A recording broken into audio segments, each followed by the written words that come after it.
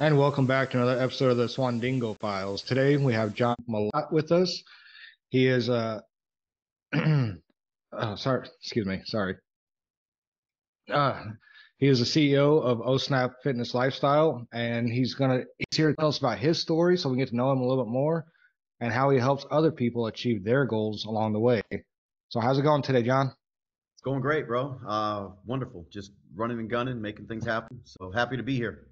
I'm glad you jumped on. I know lifestyle like yours can't be easy to just jump on for like 30 minutes all the time. No, man, it's really not.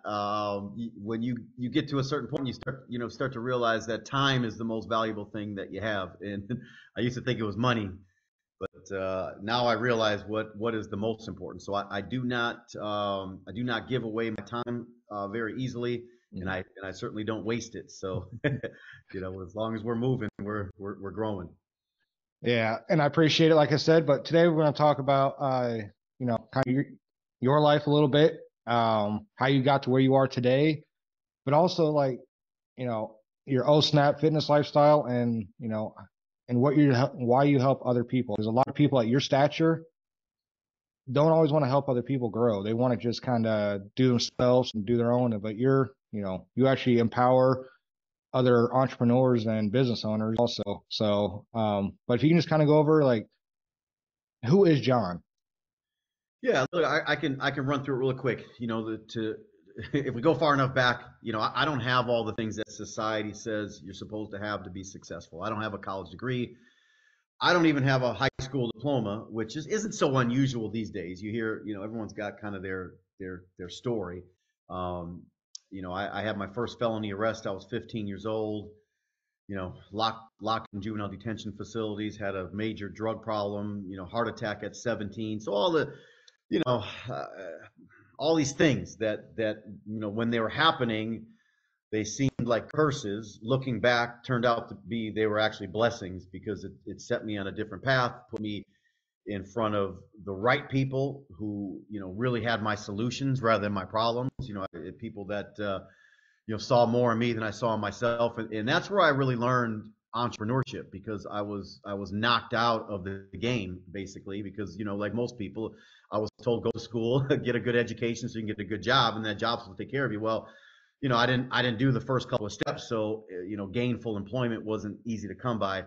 24 years old was my last felony arrest. Sitting on the bullpen floor in the Milwaukee County Jail is where I made a decision that yeah, I was, loser, criminal, reject, gang member, or dropout, all these things, drug addict, all these things that they used to describe me, but that's who I was. That is not who I was going to be. So I went on this journey, and I wish I could say it happened fast. It didn't. It was seven years from when I really made the decision, jumped into entrepreneurship with both feet. It was 7 years before I finally cracked $100,000 in a single year. So my first year as a full-time entrepreneur, I made 4 grand. Like nobody was out there saying John is the great, all this stuff. Everyone was really laughing, and I was crying at night.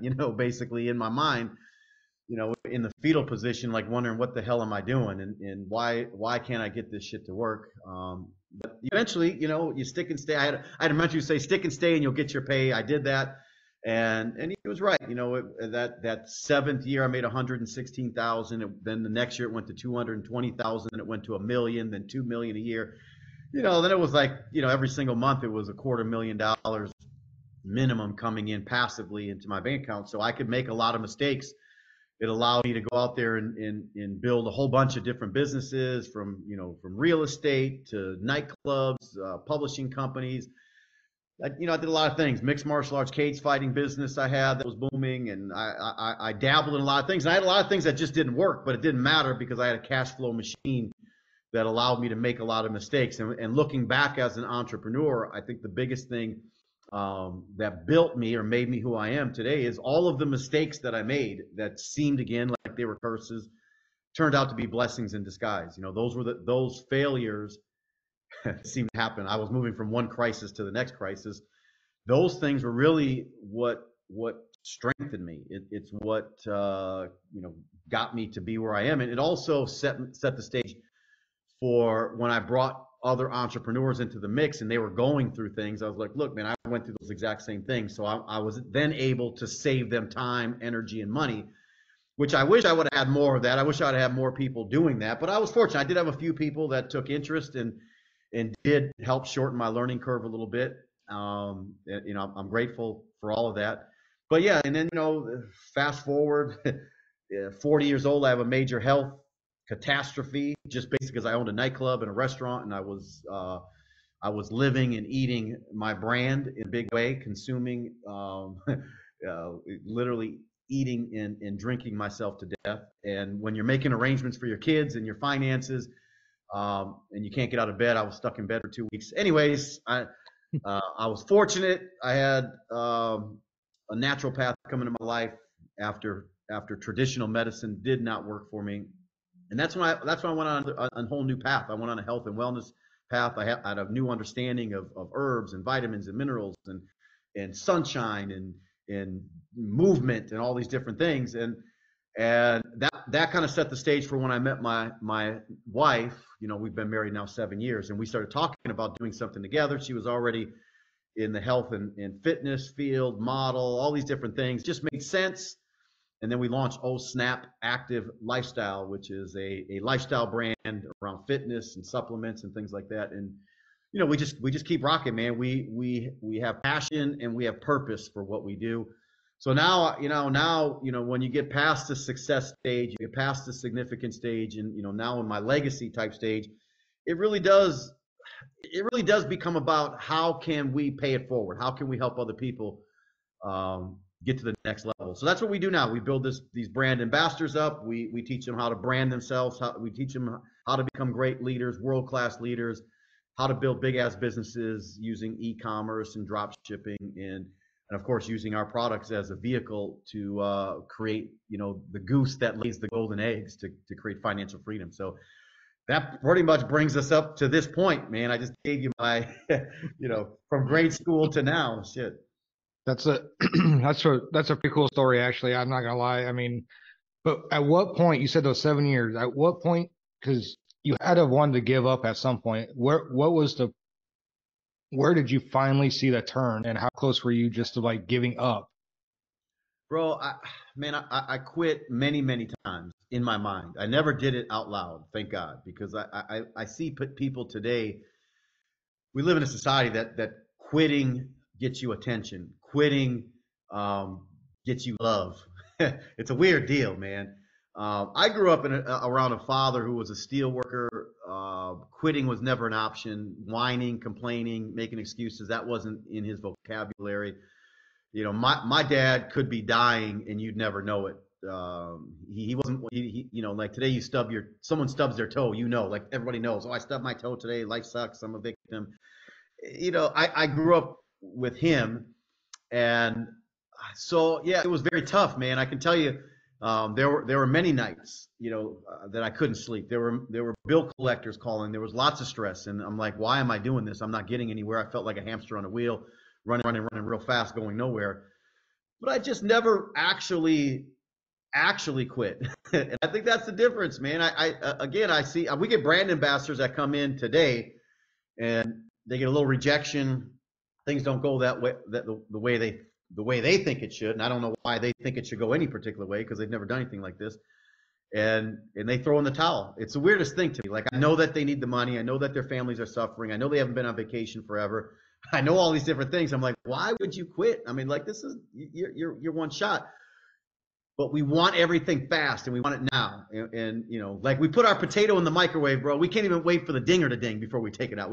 If we wait in line at McDonald's, man, our blood pressure has already gone up before the blood pressure inducing materials have entered our system. So it's a new day, man. But I did quit. I quit many, many times in my own mind. Just never did it publicly.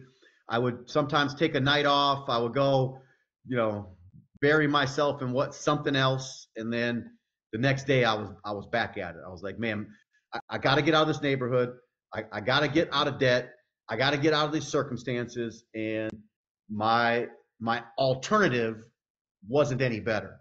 So I'm like, screw it. I'm just going to stay in the game, and I'll keep swinging for the fences until I hit a damn home run. And that's what happened, man. Unfortunately, It took way, way longer than I had expected, but it did happen. That was the deal. And there's a lot of successful people that's their story, and somehow I think our egos lead us to believe that somehow our story shouldn't be that. Our story shouldn't be adversity. Like somehow we're supposed to just coast to the damn top. I mean, I've never heard a story that I respected that said, "Hey, I jumped in, I made gazillions of dollars, I didn't even try, it just all flowed my way." That just isn't realistic, but that's what people are wishing for. And I had a mentor one time came into my life. He wrote the book The Slight Edge, and he said, "Be careful what you wish for." Um, because it's not the reality. And once you start wishing for things that simply cannot happen, that's called delusional. And a lot of people live in a delusional state. Well, I think some impatience I have. Uh, I got 6 kids, so it's like Yeah. I'm trying to deal with 6 kids, job, this, everything else. Like that's my impatience right now. Just trying to find that peace and quiet, that zen in life. It just does not exist for me right now. But I'm trying to learn several different things right now, and it's just, I get it, and I like hearing stories like yours. Started literally from the bottom and almost gone, almost done, Yeah. and here you are now. You said how much were you making a month? Like clockwork for years and years, a couple 100,000. Jesus.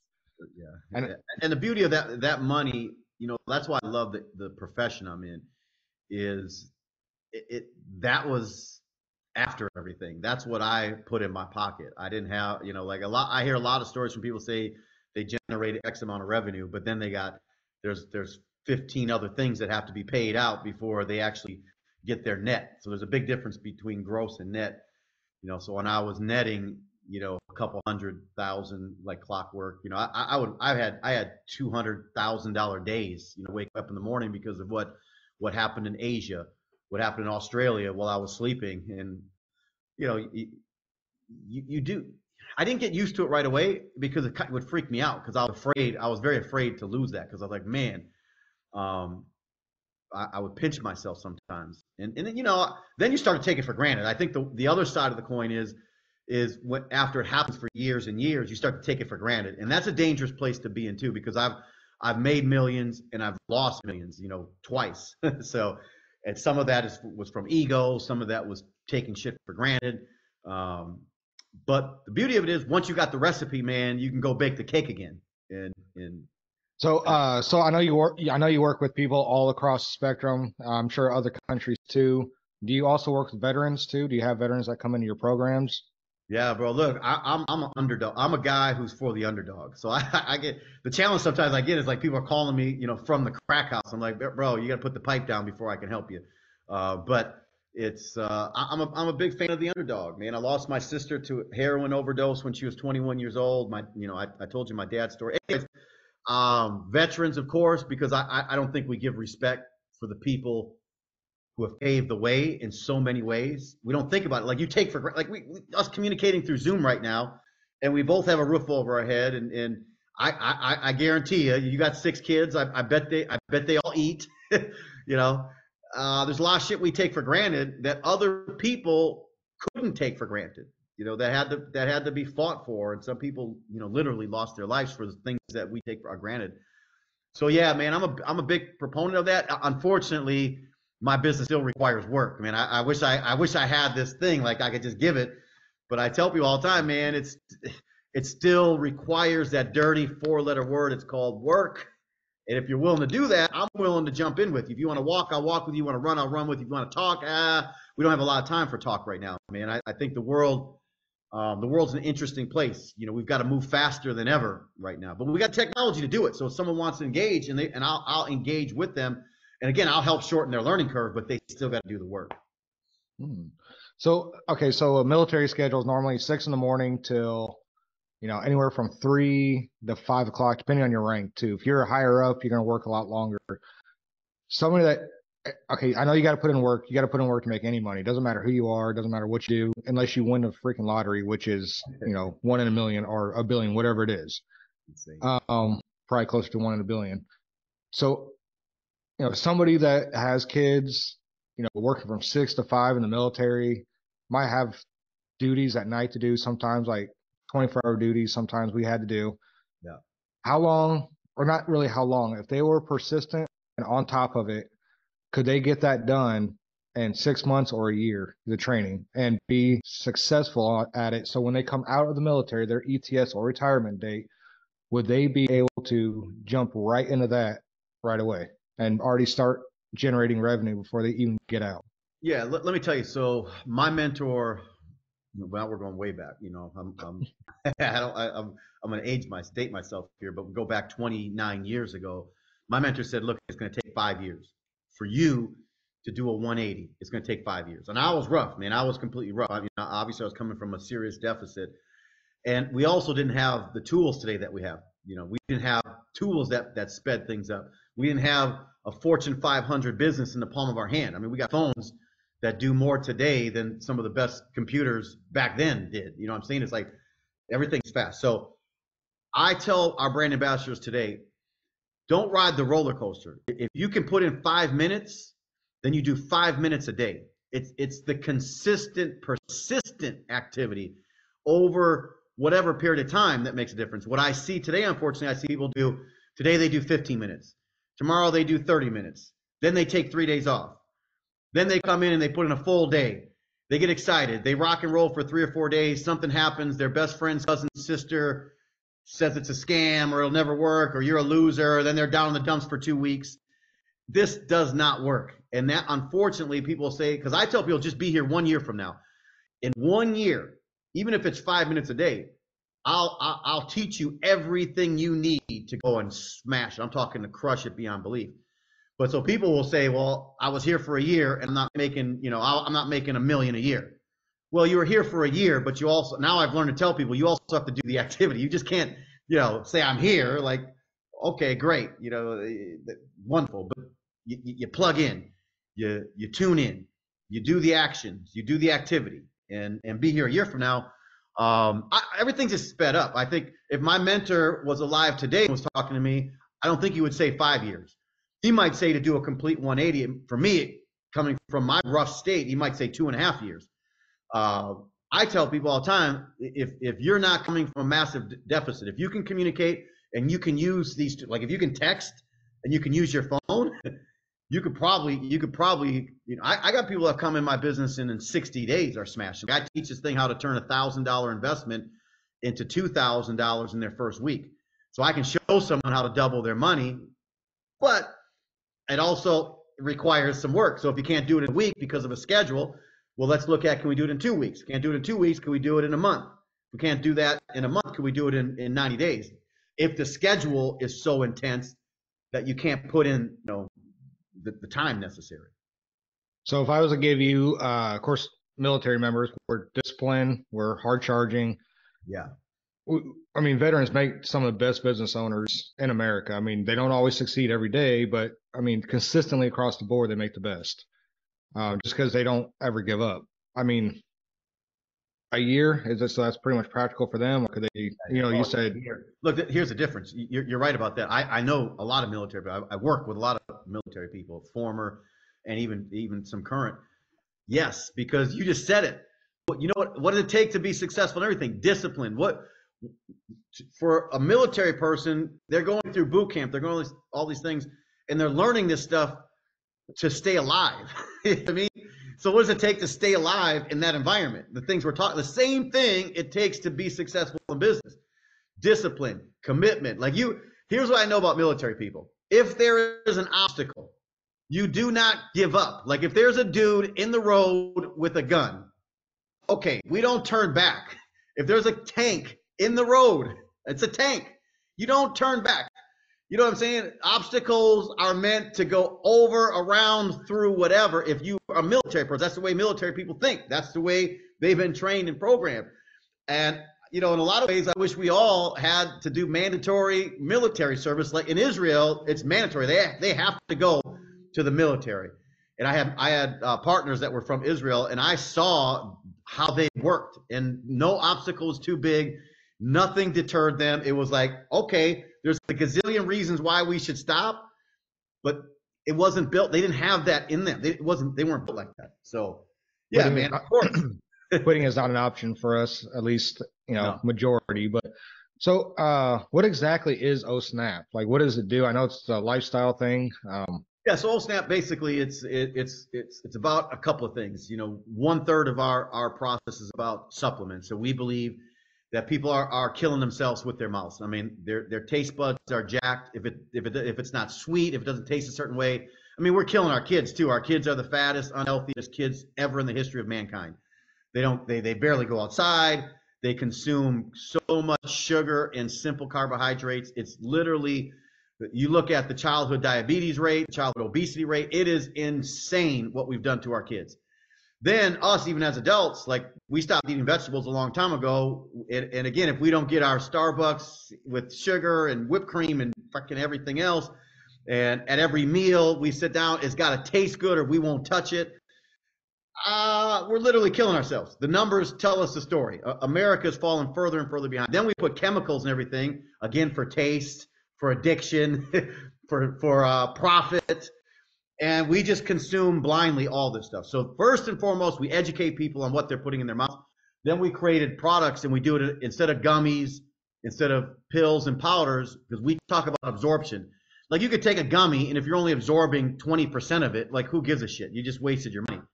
So we wanted a convenient way to deliver liquid nutrition because liquid is the most absorbable. It's going into the bloodstream quickly. So we created these snap packs, and I wish I had one in front. I usually have one. It's thinner than your credit card, about half the size. You snap it, and it's liquid, and boom, you just, whether it's multivitamins, minerals. Oh my, here's an example. This is our biggest one. This is like, this is how I get my greens. Since I don't eat my vegetables, I drink my vegetables in one shot.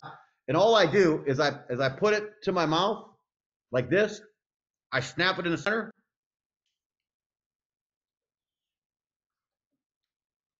And I just squeeze like a shot of 18 organic greens, a whole bunch of vitamins, minerals, vitamin D, zinc, neurofactor for the brain, all in one convenient pack.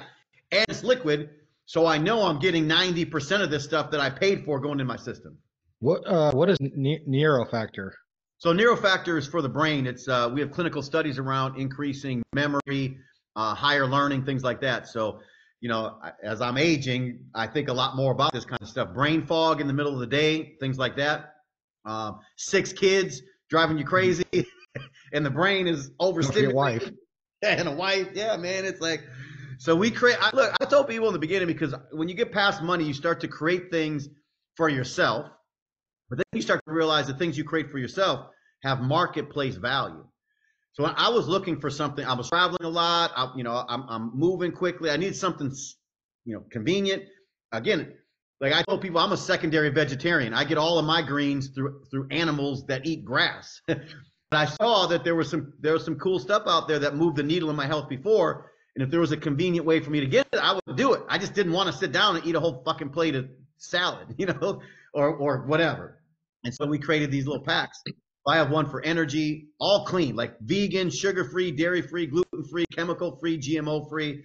We just took all the shit out. Everything you need, nothing you don't need.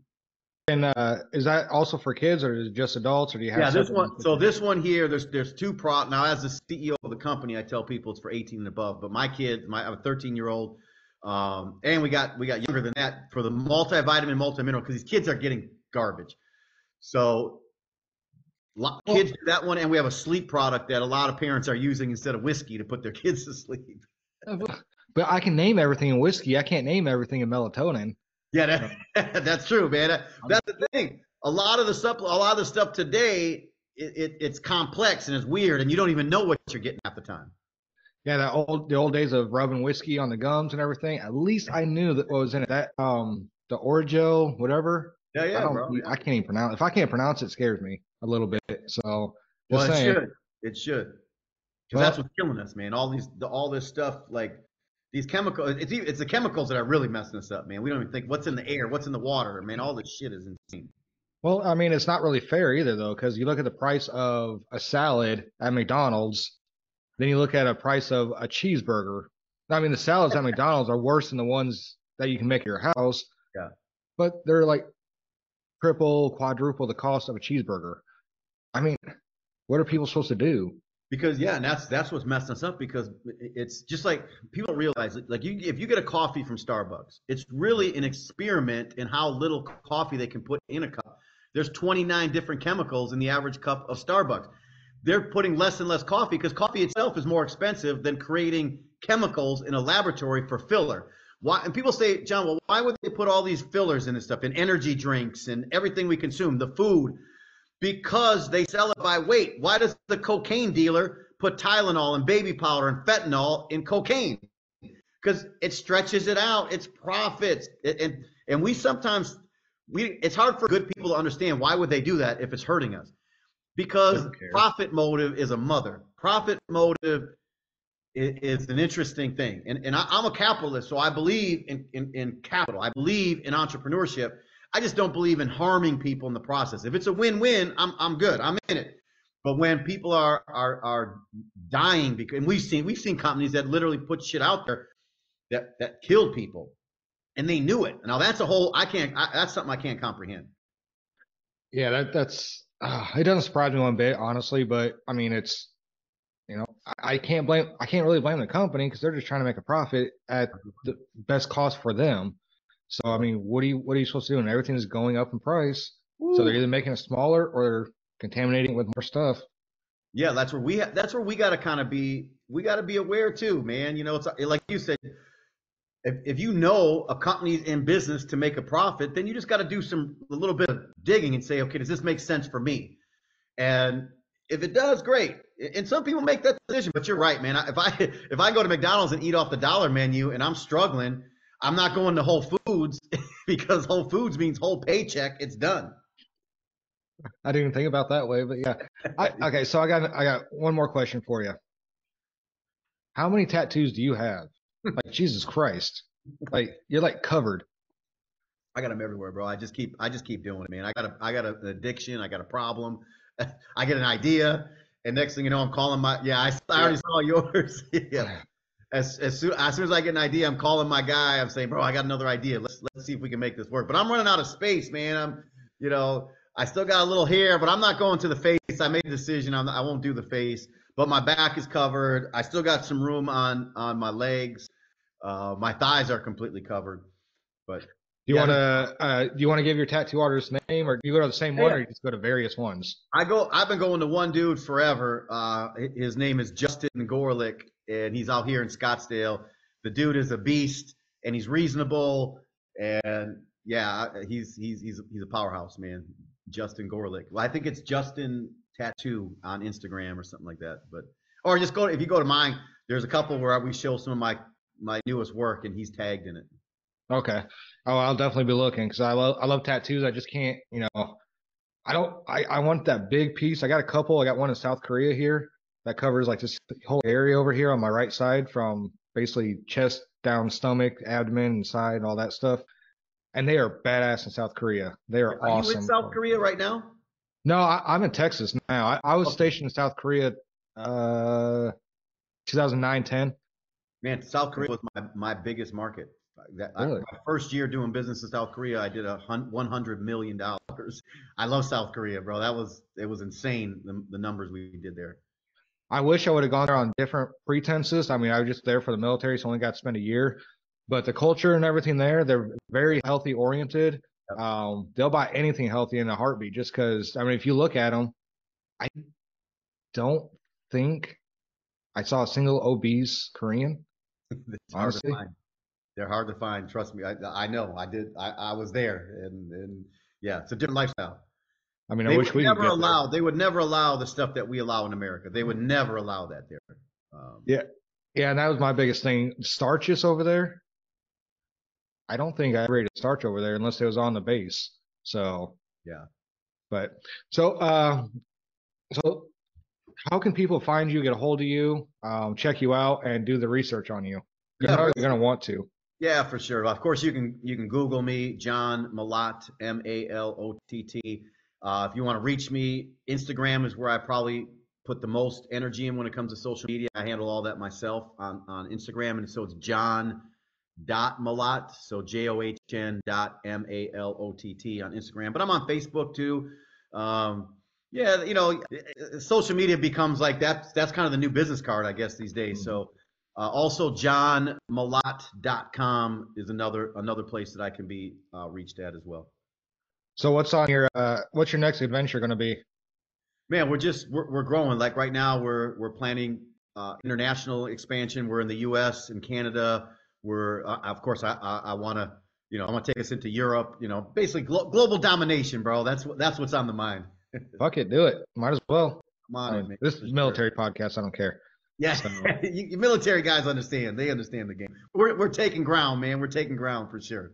well, I sure hope you do because it seems like it's a lot better. I should probably need to check it out because I'm getting a little bit older and then 14 and a half years in, retired now. And then my six kids, I've been rattled in the brain a few times due to explosions and stuff like that. So I'm starting to get kind of foggy in the middle of the day. And by the time I get I'm home, telling you, man. I build products for us. I'm going to be 53 years old this year. I feel better than ever, and I live, eat, and breathe. Anything I put in the marketplace, I guarantee you, I'm doing it as much, if not more, than anybody around me. I just believe, or I wouldn't do it. So, yeah, check us out. Oh, I'll send you a link, or I'll have my wife send you a link when we get out. You can go check it out. yeah, please do. And I do appreciate you coming on. I love the tattoos. I love the O snap. Um, but I'll definitely be trying to send some veterans your way. So Yeah, I'm happy to help, bro. Whether it's helping with health or financial stuff, send it my way. I'll do everything I can. how can you sell a kid? I got six of them. I got six kids. That's a whole nother topic, bro. No, whole nother podcast. You said financial. I mean, my kids are taking all my money. So, Mine too. I got four, bro. I got four girls. So yeah. ooh, I feel. Oh, I'm sorry. I got one girl, five boys. Oh man, the So girls are yeah. Having four girls has aged me dramatically for sure. The I'm emotions and so everything else. I'm so sorry, but that's all we have time for today on the Swandingo Files with a Dango HOAP. Thank you to John Malott, and he's clearing the fog and getting America and the world back to health again. Finally, somebody. Jesus Christ, we're all becoming fat. Later.